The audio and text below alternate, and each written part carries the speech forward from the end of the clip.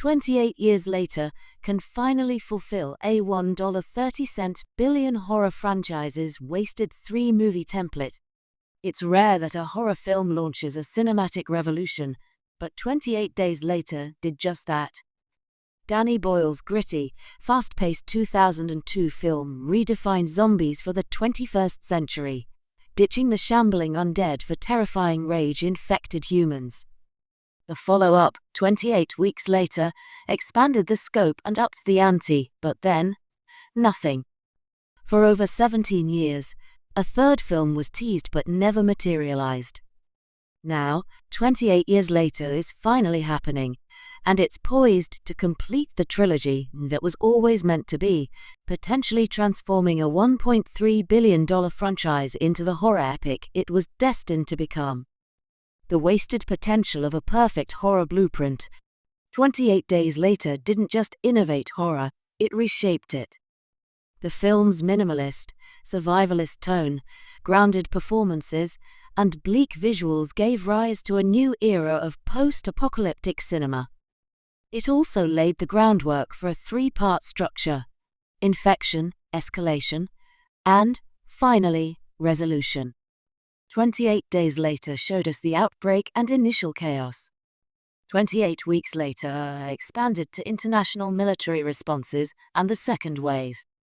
But the final step, a true reckoning for humanity and the infected, never came.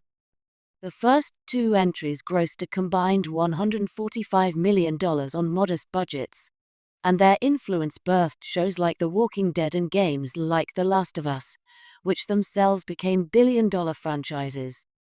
Despite this, the third film languished in development hell, trapped between rights issues and creative uncertainty.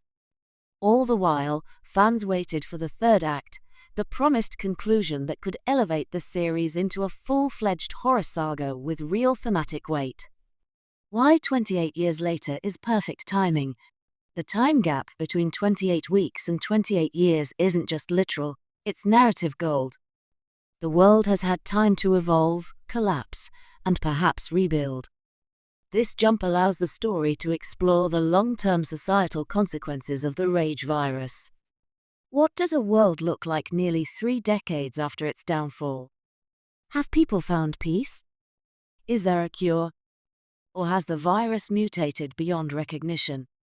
This time leap echoes franchises like Planet of the Apes, where a long timeline allows for world-building and philosophical depth.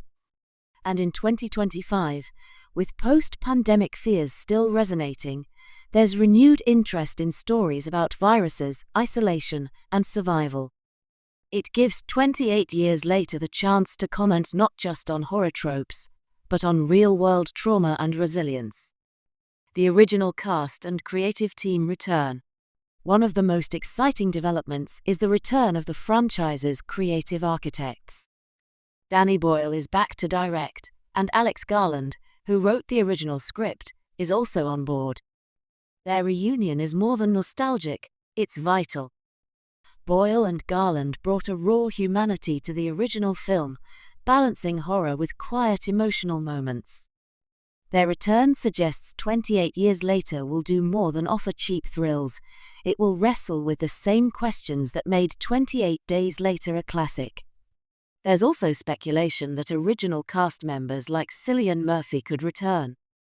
With Murphy now a global star, his potential role as a grizzled survivor would bring gravitas and thematic continuity, grounding the film in the personal stories that made the original so powerful. Completing the trilogy could expand the universe.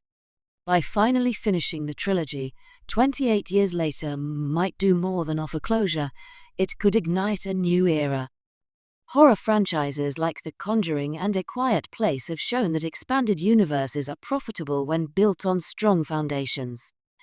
A completed 28 trilogy could launch spin-offs, prequels, or companion stories that explore other parts of the infected world, from underground resistance groups to isolated outposts or different countries facing their own outbreaks.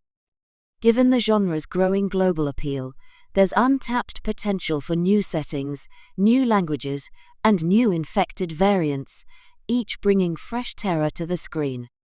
Fulfillment after frustration.